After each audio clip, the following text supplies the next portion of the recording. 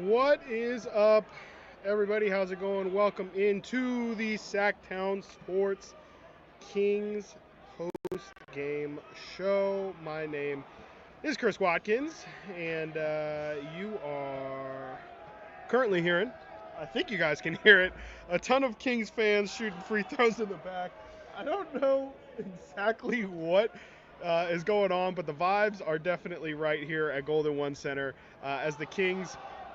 It wasn't pretty. It definitely was not how I think anybody wanted them to get it done, but they take down the Toronto Raptors after what has been their worst loss of the season to this point. Man, they are going stupid down there.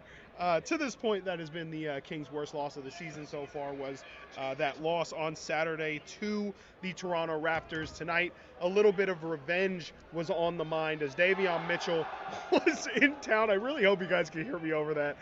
Davion Mitchell was in town for the first time after being traded this offseason from the Sacramento Kings to the Toronto Raptors as pretty much a salary dump move in order for the Kings to get enough money or enough under the cap to where they could comfortably bring in DeMar DeRozan onto this team. And on a night like tonight, you see why they prioritize getting DeMar DeRozan in Sacramento, as he absolutely was a menace in that fourth quarter.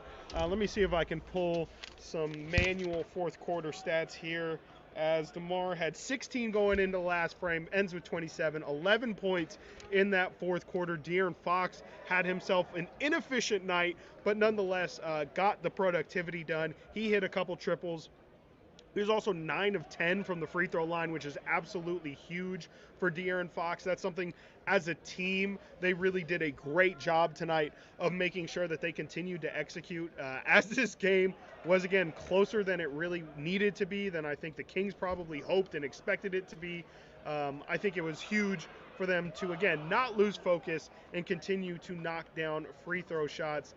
They've been the best in the NBA so far this season at shooting at the line, and tonight that continued. 91.7%, 22. Oh, I'm sorry, that was at the end of the third.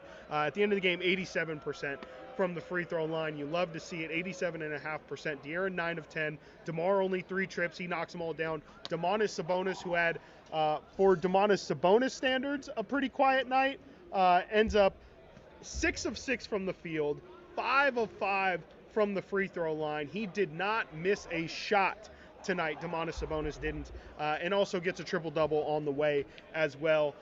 Really just a standard operating night for one Domantas Sabonis. Of course, you try, and we try to not forget about those things just because it is so regular for him. You try to not lose the significance, the importance of it, but man, I mean, it was pretty regular. Again, it didn't really feel like he was pressing for anything. It just kind of felt like the game came to him, and in that triple-double kind of naturally came. You look up in the first quarter, and I think he had 6 assists at the end of the first quarter, 9 at halftime. He was just incredible. Yeah, 5 assists at the end of the first, 9 at the end of half. At the end of the third, had already notched 11 assists, and then finishes the day, I believe. These fools are going stupid. 13 assists for Domantas Sabonis. So every single quarter, just continuing to lay it on. And just, again, you can't forget, you can't let it become normal. But, man, just incredibly impressive performance from Sabonis tonight.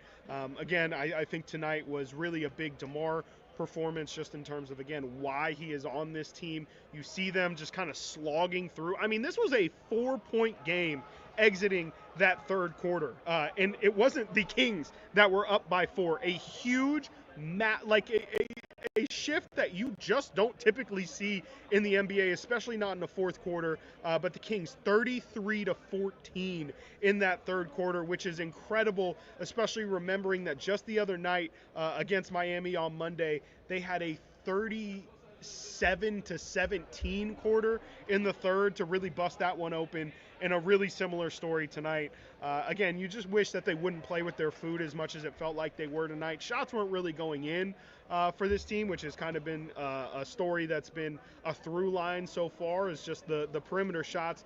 It didn't really feel, it's been worse. It has definitely been worse this season, but the Kings at the end of this one shoot 28% from 3, and that's actually below, well, it shouldn't be surprising that that's below their season average. It's not much below their season averages. So far this year, the Kings have only managed, they're 24th in the NBA. They've only managed to knock down 34% of their threes this year. So shooting 28, not ideal, but it's also what they've been doing all year long, and they've still been finding ways to win. That is one thing about this team that is already very clear it is not going to carry over from last year. Last year, if the Kings were not hitting triples, they were not winning basketball games. This year, they haven't hit triples all year long, and it has not mattered as they are now 5-3, 2 games clear of being 500. And I think it's just what the doctor ordered. On Saturday, they will be playing the Los Angeles Clippers, who are not the Clippers of old. They are starting to look a little bit old, but Kawhi Leonard hasn't played a single second of Clipper basketball this season. It's been a lot of James Harden, a lot of Zubac, and frankly, a lot of one of my favorite underrated players in this league, a lot of Norman Powell for them. So that'll be an interesting test on Friday here at Golden One Center, a team that we haven't seen yet, a team that is a little bit more in the middle of things. Like it's not, and not necessarily in a good way, but it's not one of these extremes. The Kings have played the Wolves and the Lakers, who I think are a little bit more center, I guess, a little bit more in the pack.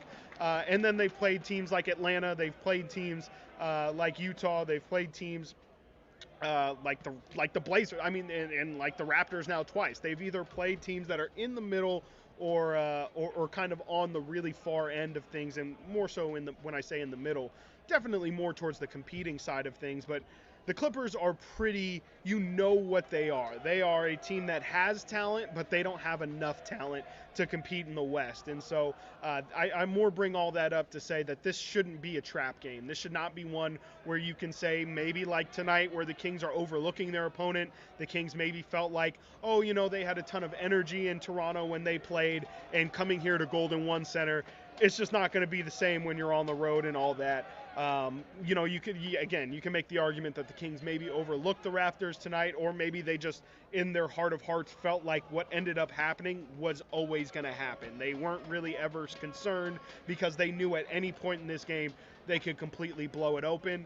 I think the Clippers, you can't really treat like that. I think the Clippers, you have to respect what they bring, because James Harden is still James Harden, okay? Even though he's a little bit longer in the tooth nowadays, he's somebody where if you let him go and you let him orchestrate the offense, he can kill you on a given night, okay? James Harden can put up a triple-double just as easily as Domantas Sabonis can. Maybe not just as easily, but can put up a triple-double in the same fashion that Domantas Sabonis does. You just can't let him get into the flow and dictate everything that goes on in that game. So the Clipper game is definitely going to be an interesting one. It's one that this team should win, frankly, with where they're at in the Western Conference and just in the whole landscape of the league. They should be beating teams like the Clippers, but we've seen, especially on a night like tonight, that Kings can't make things easy. No matter how the quality of opponent, it just feels like Sacramento never, ever, ever takes the easy route here. So definitely looking forward to that one. I think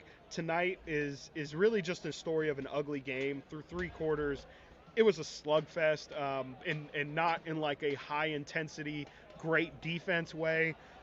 It just kind of felt like the Raptors got hot, frankly. Chris Boucher, again, just can't miss against this Kings team. RJ Barrett looks incredible. Looks like the number, 2 or 3 pick that he was in that year's draft. Looks every bit of it. And they kept them in the game for about as long as they could. And then Sacramento's firepower, I think, after a while, just kind of overwhelmed them. Keegan Murray, I don't know if I've mentioned Keegan Murray today, but really he's the story of today's game. Domantas Sabonis, we spent some time on. DeMar DeRozan definitely gave him a hat tip. But Keegan Murray tonight, ladies and gentlemen, a career-high 7 offensive rebounds for Keegan Murray. It was a huge point of emphasis for Mike Brown and this team this offseason, was for the Kings to attack that offensive glass, and Keegan setting a new career high, 7 offensive rebounds, really exemplified that tonight. You could just see the hunger. There was a rebound, an offensive rebound he got early in the first quarter where I think it ended up being a jump ball. No, it's actually a foul on RJ Barrett, where Keegan, you really see him like trying to rip the rebound away, and that's just not an intensity that we've seen from Keegan before. He was dunking everything tonight, had a nice little reverse slam, and got to the free throw line, I think, a couple times tonight, if I'm not mistaken. One trip to the line, split the free throws tonight, but 12 overall assists, 22 points for Keegan. I think the rebounding to me and just in general is something that you absolutely love to see. The shots will fall some nights, the shots won't fall some nights. Most of the season, the shots have not fallen so far for Keegan. 37% tonight. It's a step in the right direction, 3 of 8.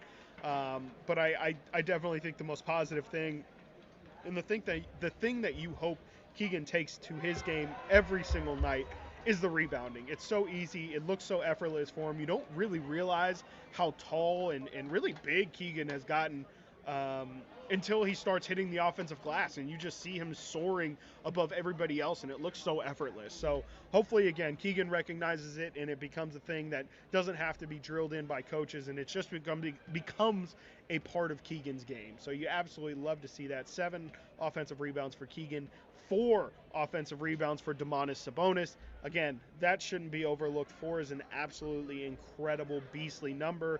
And Keon Ellis with 3 offensive rebounds tonight as well. That doesn't go unnoticed. Keon had himself quite a Keon night. 2 steals for him, 8 points. Hit a triple and went to the line a couple times. And you also saw Keon Ellis in that closing lineup as well. He finishes with a plus 15 being on the floor for that closing stretch in the fourth quarter. I marked it down. The first 8 minutes of that fourth quarter, the Kings went on a 31-10 run. Again, they opened the quarter down by 4 and then go on a 31-10 run and never look back. And that's pretty much the story of this. And Keon Ellis was a big part of that story. 8 points, 2 steals, 3 rebounds, all offensive for Keon Ellis tonight. And again, that's exactly what you want to see from Keon, taking the opportunity that's in front of him. Frankly, I thought Malik Monk was playing super out of control tonight. Don't know what that was about, but just really felt like he was pressing just too much tonight. Just a little bit too hard trying to get to the lane. Some of his shots felt like they were a bit ambitious. They were a bit aggressive for him to be pulling when he did. But really, it was attacking the rim where it was just a little bit too out of control. He had a transition finish where he got a charge. I understand what happened. De'Aaron was on the other side of him. I'm sure everybody watching at home or even here in the arena was saying, why didn't he just pass it to De'Aaron? Which is true, but also I just feel like he was kind of caught in between of, okay, Chris Boucher's standing in between us. He probably expects me to throw the lob, so I'm going to do what he doesn't expect, and I think you just get into your own head. Chris Boucher ends up just standing there and taking the charge. In hindsight, it looks obvious, but I think in the moment I understand why Malik had that moment, but he also had a couple other drives where he was just out of control and throwing things at the rim and hoping for a foul. A bit of a confusing night from Malik Monk's standard, but there was also a point, I think it was in the third quarter, where Malik, might have been in the fourth, honestly, now that I'm looking at his numbers. He was 2 of 8 heading into that fourth quarter, ends up 4 of 13. He had a couple moments in that fourth quarter where he definitely brought a little bit of a spark, but I think all in all, just not a Malik Monk night, and that's fine. You know, that's why you have the fail-safes of DeMar DeRozan leads the team in scoring tonight. Keegan Murray, big night, and of course, Domantas Sabonis just continues to do what he's done all year long. And speaking of all year long, doing what they've tend to done, I don't think that's the right way of phrasing that. Alex Len tonight, I think, again, as we talk about confusing games, 3 points for Len, 6 rebounds. He was overall a -1 in his minutes, but 4 blocks. 4 blocks for Alex Len. I think I'm somebody who likes the Alex Len minutes a little bit more than everybody else. I'm not saying he's one of the best backup center options available, but I think he's serviceable. I think, especially tonight, he played much more than I think he's played all year long. 14, pretty much 15 minutes for Alex Len tonight. That's not typical at all. I wonder how much of that is maybe the length of Toronto with them having Jakob Poeltl, who's a big body, and then Chris Boucher, who just absolutely kills this team. I wonder if that's why Alex played so much. I thought there was, some moments were good from Alex tonight. Some were definitely cover your eyes. I think that's kind of what's going to happen if he plays more than 7 to 10 minutes. When he plays 15 and you really start to see him for extended runs, that's kind of where things start to get a little bit hairy there. So it was a fine night for Alex, but I think overall you don't want him playing 15 minutes unless it's Sabonis being in foul trouble, which, by the way, I believe last time these two teams met, Domantas Sabonis fouled out. He finished with, I don't know. Yeah, I don't think Domantas Sabonis, did he not have a foul today? Yeah, Domantas Sabonis, 33 minutes and not a single foul, almost making his performance even more impressive. He gets 2 fouls on Jakob Poeltl, who's fouled out in back-to-back games, including the one in which the Kings played. So, whatever. I'm not going to nitpick here, but I think it's incredibly impressive that Domantas Sabonis puts up the stat line he had. Did not miss a shot, period. 6 of 6 from the field, 5 of 5 from the free throw line, 4 offensive rebounds, 11 total rebounds, 13 assists, a steal, plus 16, and didn't commit a foul. Or there's somebody in the chat last year who every single game would beg me to talk about, why don't you ever talk about Domantas Sabonis turnovers? Oh, he leads the league in turnovers. Why don't you ever mention that? Domantas Sabonis tonight, 0 turnovers. 13 assists, 0 turnovers. Absolutely incredible. Absolutely incredible performance from Domantas Sabonis, and it just goes under the radar. It's one of just the couple of things that you're going to mention in tonight's game. Also good on De'Aaron Fox. 1 turnover for him. He's been near like 4 a game. I want to say, I'll check real quick, but I think De'Aaron might even be leading the NBA in turnovers. I can check real fast here. Let's see here. Turnovers per game. Paul George technically is averaging 6. James Harden, who we will see on Friday, is averaging 5. De'Aaron's actually 7th in the NBA in total turnovers per game at 4.1. So good on De'Aaron holding that number to just 1 turnover tonight. And yes, I was just about to say this actually. Nick Odo in the chat, that finger seems to be messing with his handle. That's definitely the one thing that I will say undeniably is affected by De'Aaron's finger. He can say the shooting woes aren't because of, and I don't necessarily think I haven't loved his shot selection, but I don't think he's necessarily been hitting less shots or not hitting shots that I would expect him to hit. But I would say that definitely it looks like the part of his game that's most affected by his finger being damaged is definitely his ball handling and just really the ability, especially more so when he's driving the lane and trying to go up on layups. A lot of people slapping down on his hand and a lot of just empty hands. A lot of throwing your hands in the air and no ball. So, yeah, that's definitely been the part that I've noticed the most about De'Aaron and his finger. Let's see here. Anything else of note from today? We went through the starters again. Great game from DeMar. Great game from Keegan. Great game from Domas. Kevin Huerter. What did Kevin do today? Let's look at his numbers. 4 of 7 from the field. 1 of 4 from 3. Knocked down both of his free throws. 4 rebounds. 2 assists. 2 turnovers. 4 fouls for Kevin. I think it's fine. Again, he's continuing to hit shots. He had a pretty deep 3. I believe it was in the first quarter tonight, which was good to see him kind of get going with that first unit. Actually, it was in the second quarter. It was in the second quarter when he hit that 3. But you just like to see him kind of getting good with that first unit. It's been one of the best units in the NBA defensively as well. That number's probably going to go down after not a great first quarter, allowing 33 in the first. Yeah, that offensive efficiency probably going to go down quite a bit. But I thought Kevin did okay tonight. He was guarding Grady Dick for a good portion of tonight. Grady Dick has been absolutely on one. He's had 20-plus points in 5 of his last 6 games. And tonight, does that streak continue? It does not. 7 points for Grady Dick tonight. 3 of 10 from the field, 0 of 5 from 3. I think that's a good job by Kevin Huerter. Grady Dick played 23 minutes. Kevin Huerter played 23 minutes. So, I haven't looked at the exact matchups between the two. But, again, I do know that Kevin was guarding Grady Dick while he was out there. I think you definitely have to give You have to give Kevin Huerter some credit on the defensive end of things tonight, only holding Grady Dick, who is really one of, I mean, you could definitely argue on a night like tonight, especially in those first 3 quarters, if you add Grady Dick to the combination of RJ Barrett going crazy and Chris Boucher going crazy, that might have been too much for the Kings to handle tonight, and maybe the Raptors get up too far for the Kings to make that beautiful comeback to start the fourth quarter. So I think you definitely got to give Kevin Huerter, even though the box score doesn't necessarily stick out, the fact that he was able to keep Grady Dick in check tonight.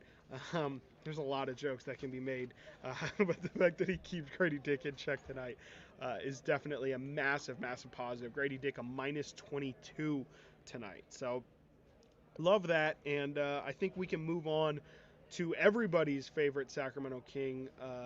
Well, I shouldn't say everybody's favorite. I don't know why I said that, because he wasn't everybody's favorite Sacramento King, but I do think Kings fans did love them some Davion Mitchell for sure. The guy that Davion Mitchell is, what he represents as a basketball player, his tenacious defense. I think a lot of people just appreciate his effort and his lunch pail style game that he brought to this team. You now see him on the Raptors. My sister texted my family group message, asked why couldn't Davion do this while he was in Sacramento, and my brother-in-law just straight up said he didn't really get the opportunity. And I do think that pretty much sums it up. I'm not saying Davion would have been, had Tyrese Halliburton and De'Aaron Fox not been on the roster, would Davion Mitchell be the Kings All-Star? I'm definitely not saying that. But frankly, I think that this is the perfect landing spot for a guy like Davion, who got some years of experience in the NBA with the Kings, wasn't given a prominent role, but was able to kind of dip his toe into the NBA waters, and now he has tons of experience. It's almost like a quarterback sitting out a year, except obviously Davion spent multiple years here in Sacramento, but the ability to kind of see the game and chomp at the bits, sitting on the sideline, always thinking, man, I could impact this game here, there, everywhere, and now Davion's getting the free reign. He's getting the opportunity. He's being allowed to make mistakes, which is not something that, frankly, you were ever going to be allowed when you're a young player coming off the bench for a team that wants to make the playoffs and make deep playoff runs. That's not really a recipe for success for a young guard like Davion Mitchell. So the fact that he goes to a team that, frankly, isn't very good, I think that's the perfect place for Davion to be. Really, again, allow him to make mistakes, allow him to play a game 33 minutes, and just kind of figure out where he can fit in. Last time the Kings played the Raptors on Saturday, he wasn't scoring. I think he finished with 4 points in that one, but he had 6 assists. But he also had 5 turnovers. And those are the kind of games that Davion needs to have to figure out exactly what role he's going to play if he is going to play extended minutes. A night like tonight, I'm sure that coaching staff loves to see Davion this aggressive. 8 of 11 from the field, 2 of 3 from 3, 6 assists for him. Only 1 turnover, and that's the other thing. Like I said, he had 5 turnovers the last time he played the Kings. We know Davion's forte isn't necessarily scoring, so if he's going to be, an under 6-foot point guard in this league, he's got to figure out how to be productive on the offensive end. Obviously, creating for others is a really, really good way of showing your offensive value. Davion 6 assists tonight, 1 turnover. That's a really good game from him, 20 points. I'm sure he feels great about this game tonight. I mean, obviously you want to get the result, and they were on their way to getting the result until they weren't. But, I think that Davion's got to feel good about this one. Coming back to Sac, all the emotions. I saw him dapping up everybody that he ran into. Barbosa dapped him up. I saw security guards dapping him up. Kevin Huerter gave him a big hug. Keegan Murray smiled, and they dapped up real quick. He said something funny to him. I could tell his Davion was smiling, and Keegan was laughing before he even said anything. So I think Davion's got to feel great. Again, of course you want the result, but you're on a bad team. You're not going to get the results most nights. You might as well take some pride in your solo accomplishment of a really, really solid performance against a team that I'm sure he has. I don't think he's got bad feelings for this team or for this organization, but I'm sure it's just a little bit of I want to prove something to you and show you what you could have had. Even though I think even he knows that opportunity was just never going to present itself here in Sacramento unless, knock on every piece of wood, something happened on the injury front with De'Aaron Fox, and he would have had to play a ton of minutes. So Love that and love this, Curtis. Absolutely love that. Wore my Davion jersey tonight. He had a great game, and the Kings won. That sounds like a big win for Kings fans across the board. Again, I think regardless of if you felt like Davion was a bust or whether he was a draft success, I just think it's really tough to not like a guy like Davion. Kept to himself, wasn't super boisterous or wasn't ever very vocal about being displeased with his role here, but always checked in. Always seemed like again throughout the years different things were asked of him. Hey, could you be a scorer? Could you be a facilitator? Okay, no, we actually just need you to focus on defense. But then when he was just focusing on defense, the conversation started to turn into, well, what is he providing on offense? Oh, well, if he's 6 feet tall and can't play make, is he just a small spot up shooter?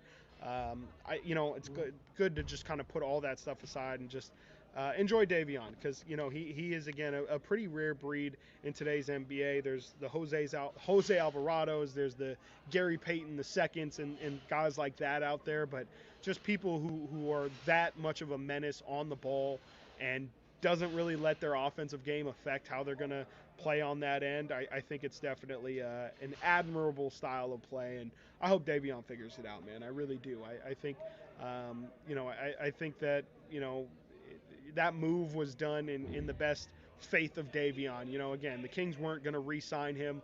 They had the option of potentially picking up his fifth-year option and maybe keeping him past there. Maybe they give him a Peyton Pritchard contract and sign him to be their backup moving forward. But I definitely think it's yeah.